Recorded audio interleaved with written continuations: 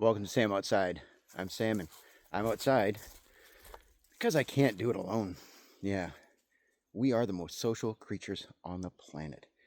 Um, in order to be the best versions of ourselves, we need certain basic needs, all right? Food, shelter, water, safety, a sense of belonging, purpose.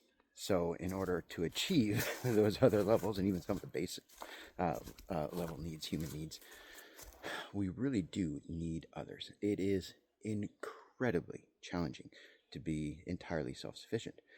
Now, there are great efforts to be as independent and as self sustaining as possible, but at some point, in order to be the best version of ourselves, we need connection. And for me, and for many others, uh, that connection can come at a cost to our own physical, mental, and emotional well being. Right? It can create moments or opportunities of stress, discomfort. Right? There's opportunities for disappointment, and that can lead to the need for some disengagement, right? The need for some disconnection, some isolation, some alone time. And for me, spending time outside is a reset. And if I can get away first thing in the morning before my day even starts, spending time in nature helps create not only connections with myself, it helps create connections with the greater world, right? The natural world. So, despite our need for others and the need for connection and purpose and identity, the need for community, spending time in nature does help foster and make us aware of the incredible interconnectedness and reliance on other living things. Spending time in nature, just simple observations of other living things, will help one realize that no one thing in nature can be entirely independent. Right? There are so many opportunities for interconnectedness and dependence on the system. Now, by spending time in the natural world, we start to see that there, despite its lack of organization, it is incredibly complex and so interconnected and organized and systematic, right? Which is a challenge when we spend most of our waking day, most of our working day um, in an urban environment. Those sharp, angular structures, the noise and the chaos and the speed of it can lead to isolation, can lead to there is an organization to it, but it has a different structure and a different sense of security, if you will. And it can be incredibly stressful. In fact, studies show that it is incredibly stressful on the human brain. It's not how we were designed, it's how we're creating it and making it, but it still is coming at a cost. We're not there yet in terms of in here and in here. So, spending time in nature helps reset that very natural and ancient state of our well-being. So for me, when I can spend as much time as possible out in nature, finding opportunities to practice some connection, not only with myself, with nature, other living things, I begin to notice and appreciate and be grateful for the complexity and the relationships that exist in other living things and other living systems. And I'm a small part of that. We are a small part of that. And it does help, even though I don't make conscious efforts to do it while participating in my regular workday, it's there.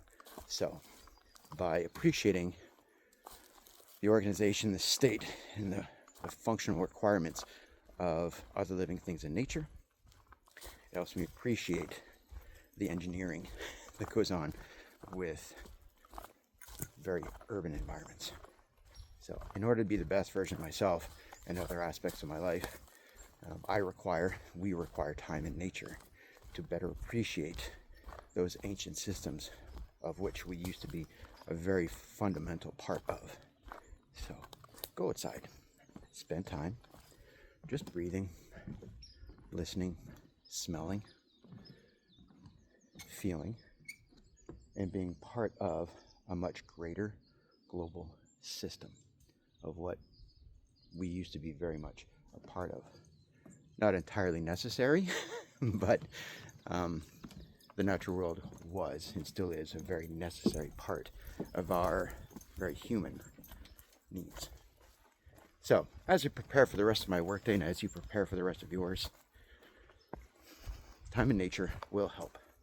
It will help with a reset, physically, mentally, emotionally, because time outside provides opportunities for fresh air and daylight, natural light, and other chemicals, bird song, and fractals play of light and dark, and all of these things. Well, maybe even getting a little exercise on a walk. Doesn't have to be very long, 20 minutes. Right? Just enough to allow that ancient part of your brain to feel like it's still part of the natural world. That foundation, that reset, lowers cortisol levels, which is our functional, necessary chemical, but in moderation, and as long as it is part of its intended need. But when it becomes a very constant presence, it has some very detrimental effects physically, mentally, emotionally, and it comes at a cost. And it leads to dysregulation, impulsivity in behaviors and operations within our own physical, mental, and emotional state that are not healthy. So by getting all those other good chemicals, endorphins, serotonins, oxytocin, dopamine, all those things we can get from spending 20 minutes in nature, offset, regulate, bring balance. So that's why I do it. That's why I'm encouraging you to spend more time outside. Do it as often as you can, but at least try and meet those minimums of 20 minutes a couple times a week.